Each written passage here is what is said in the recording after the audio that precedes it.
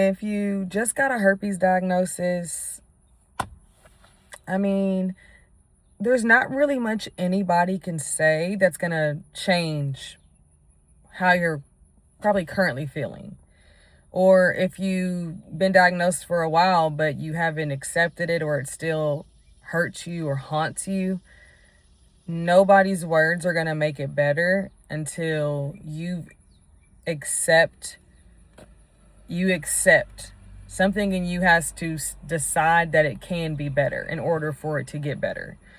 So I haven't posted in a few weeks. I made that one video talking about 3 things I wish, or I don't know, I think it was like 3 things I wish somebody would have told me when I found out I had herpes. So that was my last video.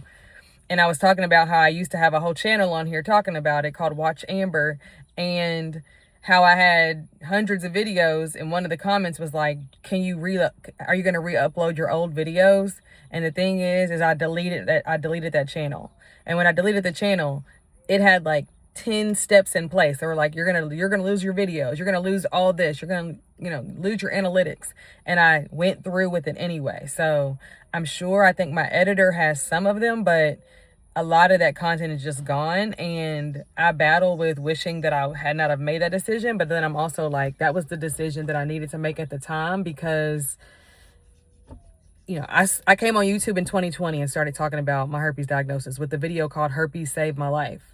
And so I got diagnosed in 2018. So I have herpes, basically all that to say. And so I was making videos, I was making content, as a testimony to share that, dang, what I thought was going to kill me, my diagnosis, what I thought was going to end my life, like what I thought was going to be the thing that ruined me, was the actual thing that made me learn to love myself, learn to trust God in a way that I never had before, made me accept myself. And a lot of people were like, yeah, of course, when you have herpes, of course, when you're damaged goods, of course, when you have an STD, now you want to come to God.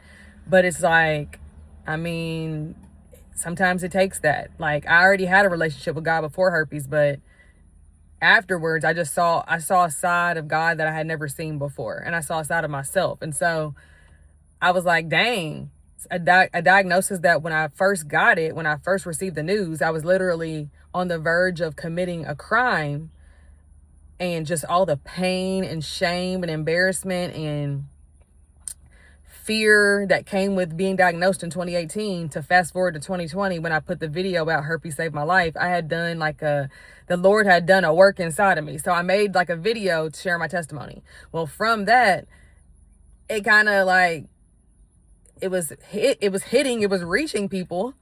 I got a positive response. And so I started making more videos, like what to do when you're diagnosed, how to disclose, how to tell people, how to talk about it, how to break the shame from it. Then I co-founded a movement called Herpes Can Never. So I had this whole life where I was a herpes influencer, a herpes advocate, and that ended at the end of 2022. So 2023, 2024, 2025, here we are in 2026, and I haven't publicly talked about it in years. And the Lord has been putting it back on my heart to speak to about on YouTube. Oh, I should have been, now I'm thinking about it, I need to record my videos landscape. But if you just got herpes, it's gonna, all I can think to say is it's gonna be okay when you decide that it's gonna be okay. Or if you haven't got to the point to where, if it's still the biggest hurdle in your life, you can get through it, but it's going to take work, intention, effort. And for me, it took my belief in God. It took faith in something bigger than myself, because I cannot understand how this diagnosis was supposed to do anything good for me. And that was keeping me stuck. That was keeping me sad. That was keeping me settling. That was keeping me in shame and bondage. That was keeping me in this, I would literally go to work, cry probably on the way to work, go to work, cry on the way home to work, cry on the way home from work, cry at night. Like, I was in such a dark space because of the diagnosis, and was so embarrassed and ashamed that it was not going to end well if something didn't change. And so first thing that changed was my mind, that I could actually be okay again. Because for a long time, those first few years, I was telling myself that it was never going to be okay anymore. And so that is the lie. It is going to be okay. It is going to be okay again, but only when you decide that it is. So that's what I would say first. And then, it took, like I said, faith in something bigger than me. It took my belief in God that I had to literally get to know God better. I had to literally go back to the Bible, like hit ground zero, rock bottom, and go back to the Bible. And when I first got diagnosed, I was searching for something, and then it was Genesis 50:20. It was the story talking about, if you meant it for evil, you meant it for evil, but God meant it for good. Joseph's brothers thought that they were malicious. They were malicious when they killed him, or they attempted to kill him, and they sold him into slavery. But if they hadn't have done that, then he wouldn't have not been in that position that he got to be in to save them years later. So I had to literally be like, God, even though for me this is some type of evil against me, you're gonna have to make it good, because that's what you done before, so you can do it again. I had to really try God for who he said he was, and believe that, and trust in that. And as I started to do that, everything changed for me, because I was reminded who I was in him. And that did something for me. That actually freed me. That freed me of the weight of the world. That freed me of people's opinions and others' perspectives, and what people were going to think about me because of this.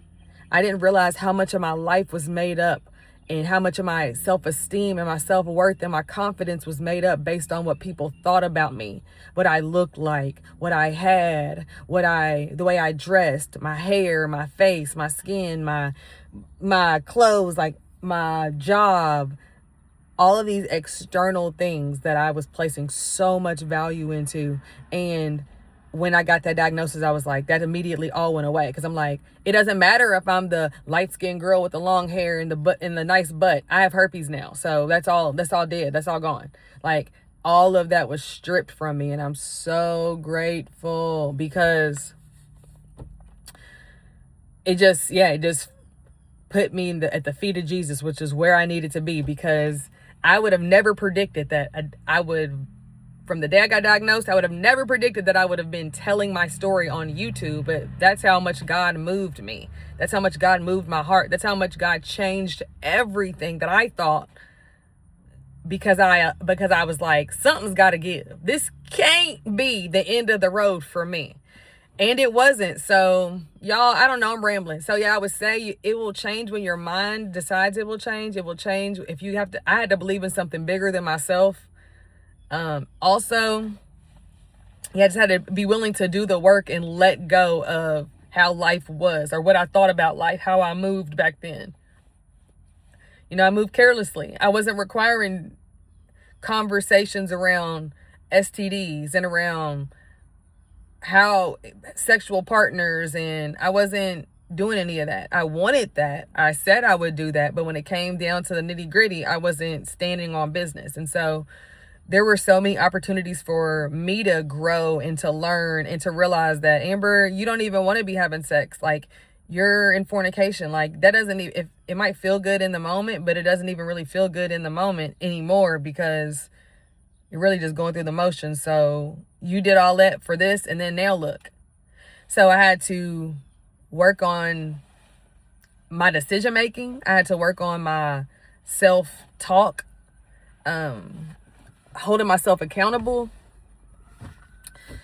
Oh my gosh. So there's just so many things, but I'm gonna put a pin in it. But I wanted to make a video because there are actually one or two people, glory to God, in the comments, who, one person followed my old channel, Watch Amber, and then somebody must have found the platform, maybe new to the platform, and is like, are you going to post your old videos? No, I'm not, but I need to post new videos. And so this was me doing that. So God can work it out. He worked it out for my good. But yeah, I want to just help people. I want to just be an example and share my testimony and say that if he did it for me, he could do it for you. And it ended up changing my life and changing the way that I see him and myself. And so that's opened so many doors since.